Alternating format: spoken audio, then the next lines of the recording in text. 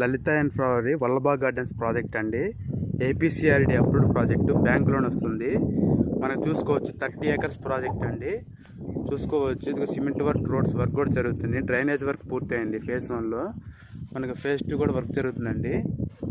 Work కూడా non స్టాప్గా జరుగుతున్నాయి వర్క్స్.